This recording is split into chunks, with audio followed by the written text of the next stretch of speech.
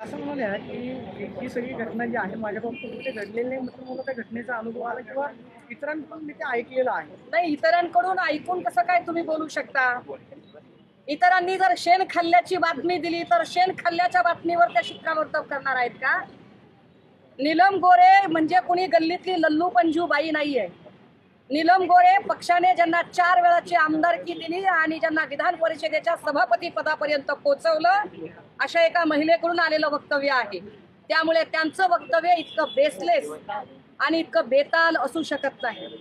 त्यांनी त्यांचं म्हणणं सिद्ध करावं लागेल, ते कोर्टात सिद्ध करावं लागेल, अन्यथा नाक घासून माफी मागावी लागेल. संजय राऊतांनी आज जी भाषा वापरली त्या निर्लज्ज बाई आहे किंवा नमक हराम आहे. संजय राऊत असं म्हणाले की मी त्या पदावरती बोललो नाही, व्यक्तीवरती बोललो. एखाद्या महिलेविषयी अशा पद्धतीने शब्द वापरला. एक लक्षात घ्या, ऐका ऐका, हे असले विक्टिम कार्ड खेळणं बंद करा आणि ह्या सुसंस्कृत भाषा बी बंद करा.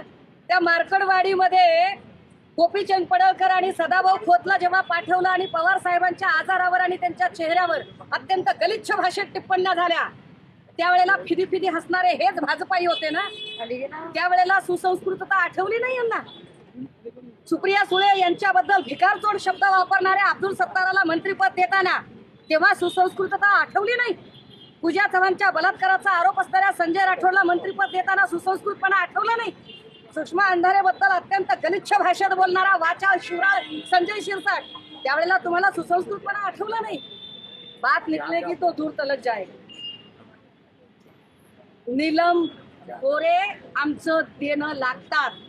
कर्तृत्व नसताना अनेक लोकांची संधी अडवून नीलम गोरेंनी अनेक पदं उपभोगली.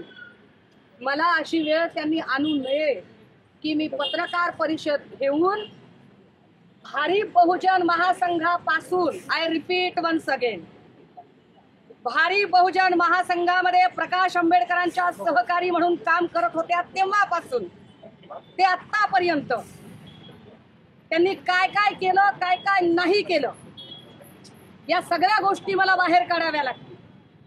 आणि त्याची साक्ष देणारे असंख्य लोक आहेत. प्राध्यापक महेंद्र कांबळे असतील, जयदेव गायकवाड असतील, उषा दराडे असतील, किंवा कितीतरी चळवळीतले लोक आहेत.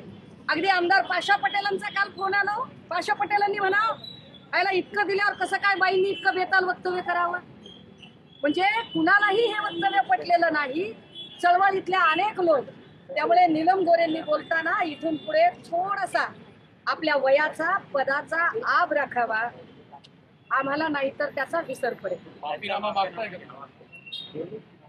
त्यांनी माफी जरी मागितली, नीलम गोरेंनी नाक हर्निया मूळव्याध, पित्ताचे विकार, पित्ताशयाचे खडे, हायटिस हर्निया या प्रकारच्या आजाराने त्रस्त असाल आणि दुर्बिणीद्वारे शस्त्रक्रिया करून घ्यायची असेल तर हडपसरच्या सुप्रसिद्ध डॉक्टर म्हस्के हॉस्पिटलमध्ये त्वरित संपर्क साधा आणि विश्वासार्ह उपचार अनुभवा.